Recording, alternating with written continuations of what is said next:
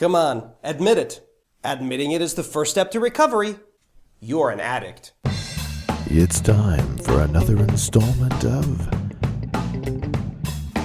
The Musings of My Mind with Mike Howery. That's not true. I can quit whenever I want. What exactly am I addicted to again? I was having another one of those annoying conversations with one of my more zealous Christian friends when the subject turned to a needy person in his town. This person was a drug addict. My friend went on and on about how expensive drugs are and how they ruin the body and how the church was just enabling him to continue his addictive behavior. He wasn't very happy when I told him he was an addict too. An addict is someone who is unable to cease self-destructive behavior. Now, we usually use the term to describe chemical addiction, like illegal drugs, tobacco, alcohol, and caffeine? Or is that a little too close to home? But that is actually a far too limited view of addiction. I mean, after all, we have support groups for addictions like sexuality, lying, stealing, danger, video games. Ooh, now that does hit too close to home. And all these have support groups because they're external and obvious to even those who only know the person a little bit. But there are addictions that have no support groups because either people don't understand the destructiveness of the behavior or you simply can't tell they're struggling with it because it's too internal. You want an example? How about fear? What's the matter? Hit a nerve? Fear and anxiety lower your immune system.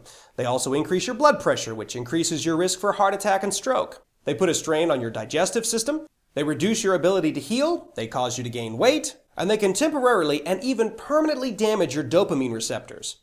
Dopamine receptors? Yeah, dopamine receptors. They're the little parts in your brain that allow you to enjoy something. Anything.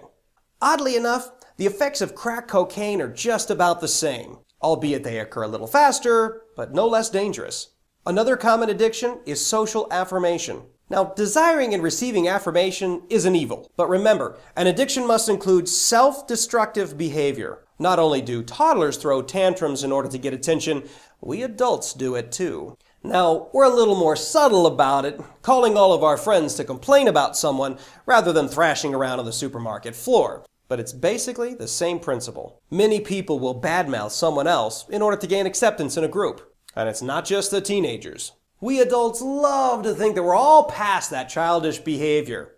But we do it too. We just call it gossip. These behaviors are terribly destructive on their self-esteem as well as yours. And they destroy relationships. Remember, self-destructive? And then there's the all too common addiction to gratification. Now, we often call it materialism, but it's really more broad than that. Addictions to gratification can include overeating. Ouch. Okay, that one got me. Overspending on the next best thing. Overconsumption of media like TV and movies. And even sexuality.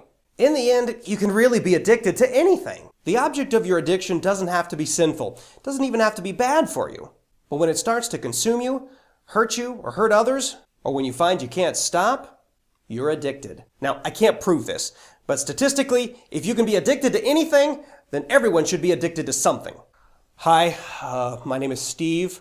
I first realized I was a reading addict when my wife said she couldn't sleep because I was listening to audiobooks in bed. But aside from statistics, my real reason for believing that we're all addicted is because we're all addicted to the same thing. We are broken, sinful people addicted to rebelling against God. Now that can take 1,000 forms, but it all comes down to this. We make a bad choice that ends up hurting ourselves, self-destructive, and we realize it, but somehow we can't stop. So admit it. You're an addict. But don't worry, you're in good company. Everyone else is too.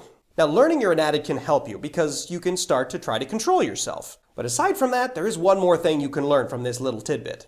Next time you see someone hurting themselves with bad choices, give them a break. You're an addict too.